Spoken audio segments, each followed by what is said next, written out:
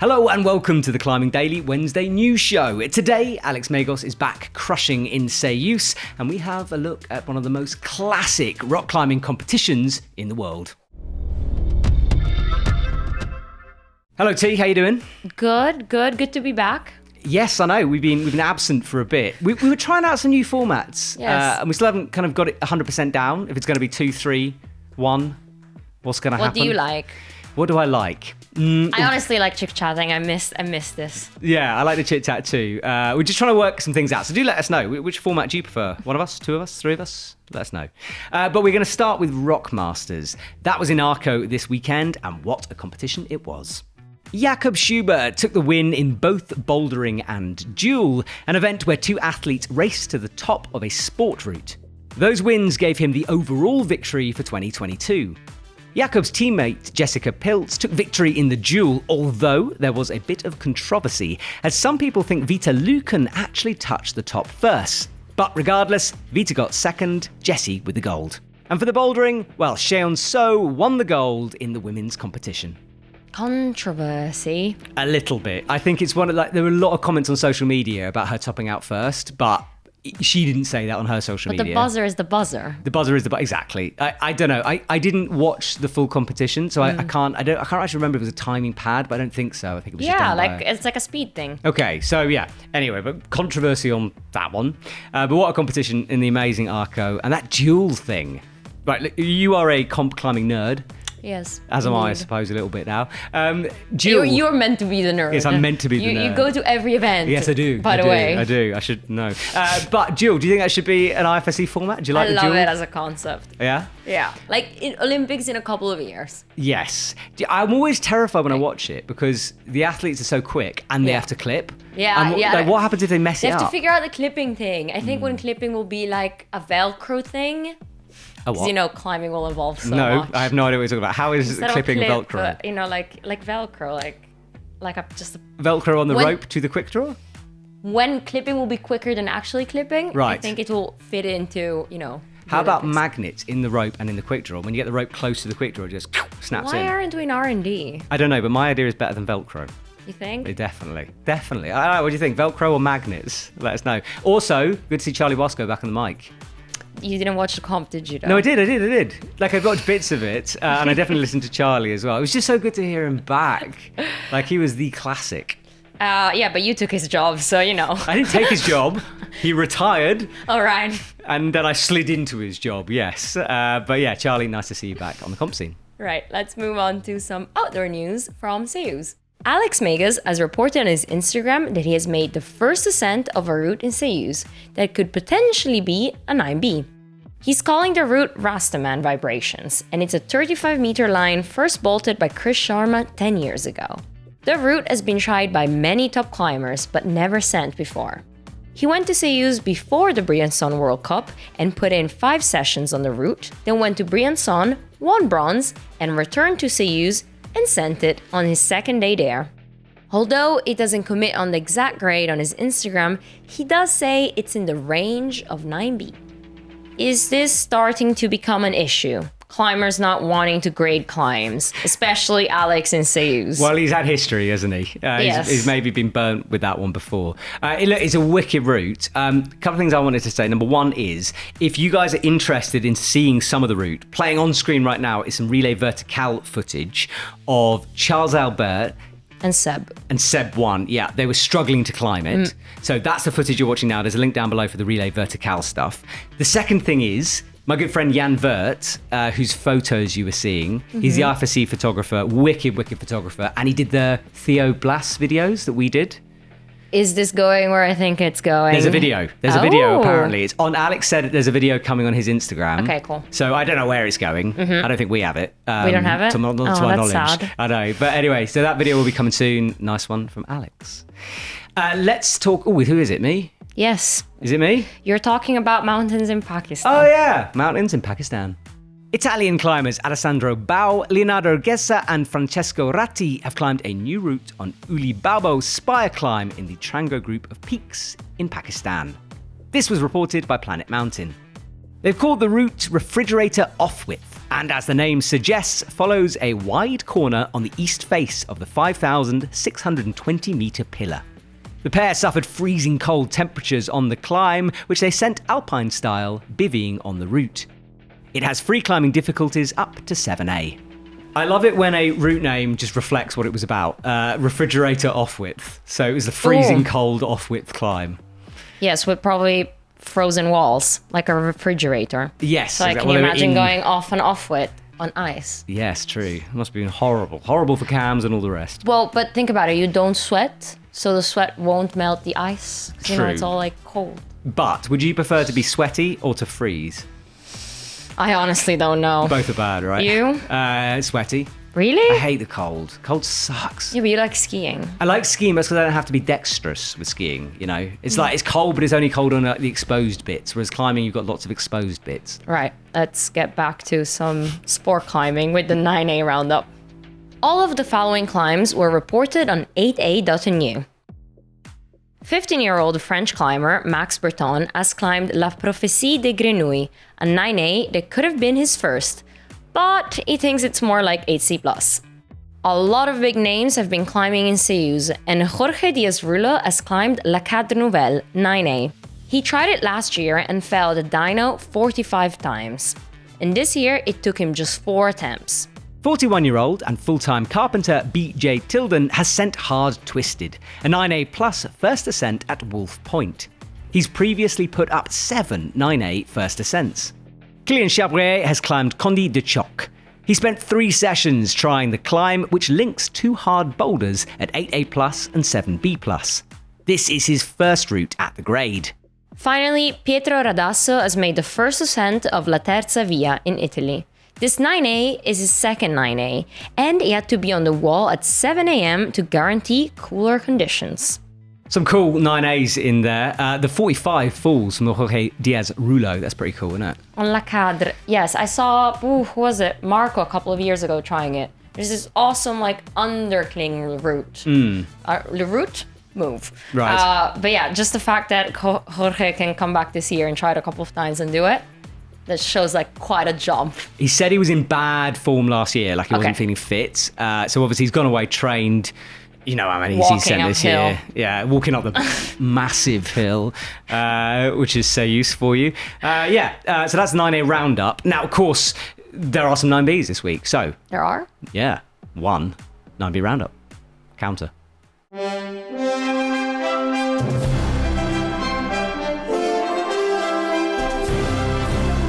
Now, we've got an upgrade here, because last week I discussed how someone had gone through and Tyler had found all the stuff for us. Yes. And then, just when I thought we were going to have to do something, right. Toby Munro has made a spreadsheet for us. Okay. So, I mean, you passed me a pen, but I don't really need it anymore. Let's put in Alex, apparently. You want to give him points? Yeah, well, Alex Megos has done a 9B, because but it might be question mark. So it could be a plus. That's true. It could be a /+. So how many points for a 9B again? Hang on. 3. 3. So yes. what do we put? 3 behind for sure. brackets? No, it's, 3 for sure, and then question mark. Let's do that. Well, 3. it's 3 or 4, isn't it? So 3 or maybe 4. 4 should be in brackets, and then if somebody like Jorge this summer sends the route, we give him a plus if he thinks it's more like 9B plus. Yes, I think that's fair. There we go. And thank you, Toby, for the spreadsheet. We will attempt to keep that up. I mean, it's minimal work for us, isn't it? It became minimal work. It has become minimal work. So thank you, Toby. You've saved us. Thank you. Thank you, Toby.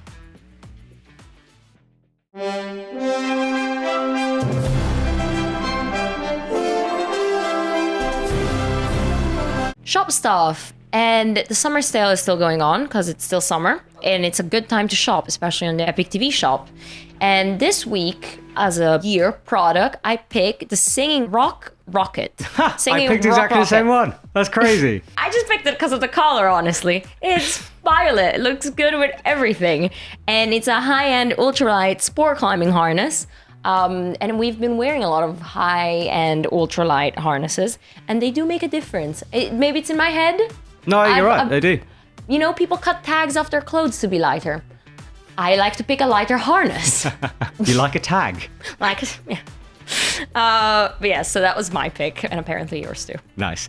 Mine is one Hugo picked a couple of weeks ago, which was the Nomad Zoom Bumper, which is a cooler that holds 30 cans of beer and ice packs. And I thought it was so brilliant at the time. I can't believe it hasn't sold out. There's only 4 left, €50. It's got a backpack, right? So here's what I'm thinking. Céüse, that lovely hill.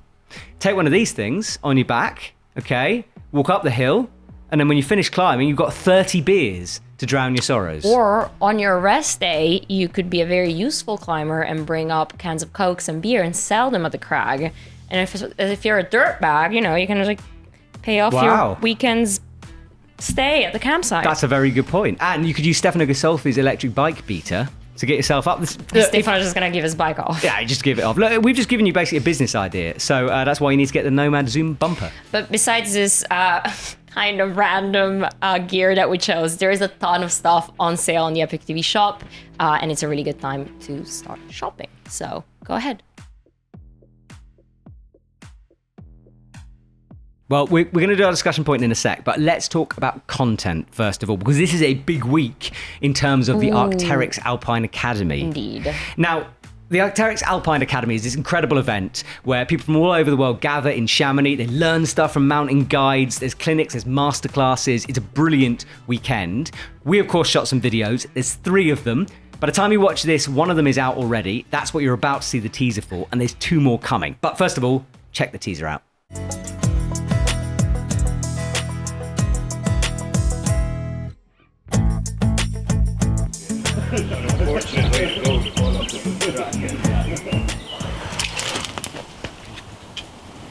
Did you exhale? Yes. Ping down? Yes.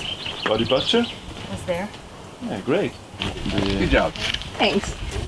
We made a small step in the stress zone, and with awareness we converted these small steps of stress into comfort. We practiced falling and that went really well, but obviously I needed to trip over a branch. So my little ankle decided to swell up and, oh wait, I'm about to cry, I think. It really hurts. Yes. I don't know whether or not I could carry you out.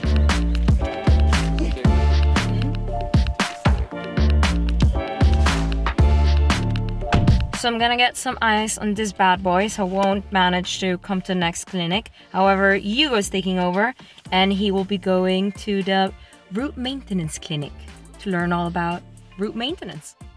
T, first of all, you're right. Yes, it was a month ago. Yeah, recovered since then, ish, kind of. I don't know, it hurts sometimes. But on another note, yes, it was a really cool weekend. Like you said before, there's so much to learn, there's so much going on. Chamonix also just changes. Like, yes, Arc'teryx does kind of take over, but like movie nights and everything that was going on, it was such a cool vibe, and it was the first year I really experienced it. So yes, 2 more episodes coming soon. Can we tease the last one? Yeah, with the last one I got involved. Myself and Hugo went and did this amazing ridge in Switzerland. So that's coming on Friday. So keep an eye out for that. Make sure you're subscribed as well, because you'll miss everything. Yes. And the second one, I go 8 climbing. And you go 8 climbing. Yeah, El Cap Dreams. El Cap Dreams. And that'll be out on Thursday. Okay, so that's content sorted out. Now, let's talk about the discussion point. Right. Because last week we sort of did a little teaser where we said we're going to talk about the ethics, the morality, the safety side of passing people on Alpine routes. And let's give this a bit of background, because this is something that you brought up with me because you experienced a bit of a queue situation, didn't you? Yeah, I mean, it's we live in Chamonix. It's the middle of summer. There's obviously a lot of people wanting to climb, the amazing routes. So yeah, I just caught up in a queue basically on an Alpine route. And there was a lot of stuff going on, but in a nutshell, what we understand of the situation is that some people in front weren't letting other faster teams pass, and like there was no way through, like you're on a route, in some way you have to like go over on a belay or like stand on a ledge and let people pass, and they were just letting people, the other teams pass. Which my question to you was, honestly, like, you've been climbing out here for the past 10 years. Like, ethically, morally, what do you do? Yeah, I think it's a good question, and we'll talk about why. But first of all, I wanted to shout someone out. We'll actually call someone out here, because Alt Geneva, I think that's your name, put up a pretty stupid comment, to be honest, which he said, this kind of question you can only hear for someone who's never been on an alpine route. Grow up, Matt. This is a nonsense subject for discussion. Alt, I disagree. I never usually call out comments because I usually ignore the silly ones. Yeah. This one kind of got me a little bit because, number one, I've been climbing out here for 10 years. I'm not an expert, but I do know about alpine climbing a little bit. I've done a fair few routes. Number two, I do think it's important to talk about this because, okay, we were chatting to someone the other day that you and me went climbing with, who was saying when you come from a sport climbing background, let's say, there's different sort of things in an alpine situation that you might not know. You know, if you're used to just cragging where you're queuing for routes, it's tricky. And when you're trying to move into a different type of genre of climbing, there's whole types of things you don't necessarily know. You don't want to annoy people and you don't want to be dangerous.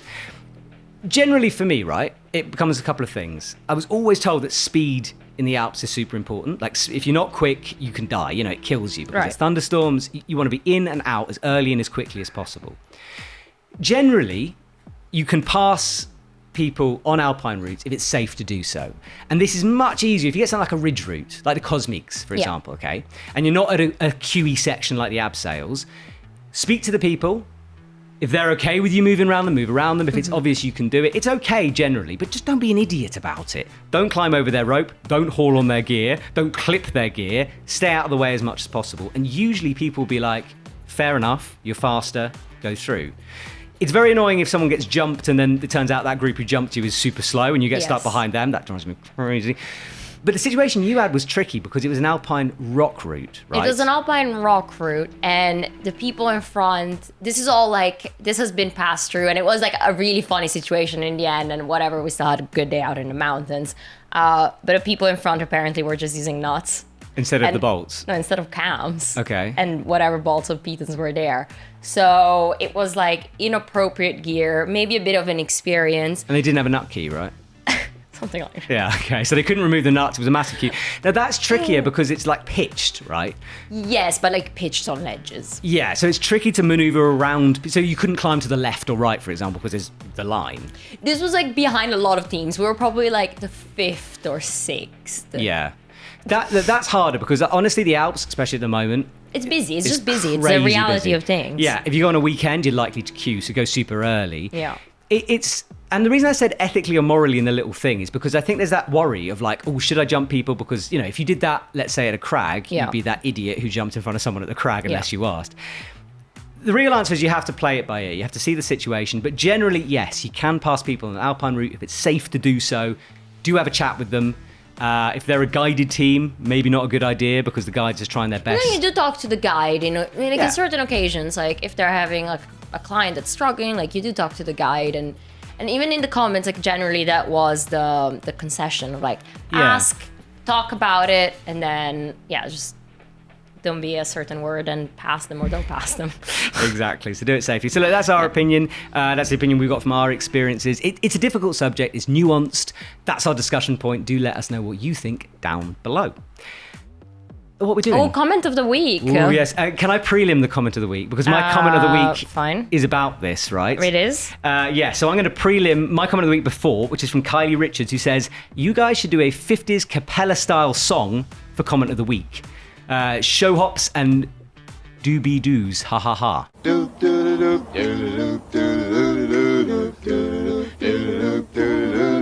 You know my music. Oh, Taylor Swift, that's it. The other day I had to ask, what's reggaeton?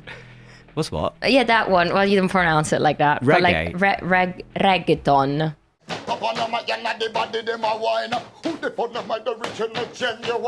don't know what reggaeton is. See? What's reggaeton? Reggaeton? It's like bouncy. Okay. That's what I gathered. I'm so on call. I've got no idea. But we've got to do like that kind of thing. Right, 50 style. Heads moving, like... Yeah. Ready? 1, 2, 3. Comment of the week. Comment. That was the worst ever. That was terrible. That was awful. And I've done my comment. Have you got a comment? You've done your comment. Yeah, that was it. Kylie Richards, that was my you. comment is from Ayao23. Seb untied and free soloed the last 5 to 10 meters. WTF. I agree, WTF. Like, okay, easy climbing at the top of, a cave though. Like, that just became a route into a solo, into a highball. Yeah, it's full on. In his defense, I saw a drone shot the other day that came out from the cave. Okay. Because he climbed the flattening a cave across and up and 130 meters pitch, 9B plus, I think. 9B plus, can't remember. Slash.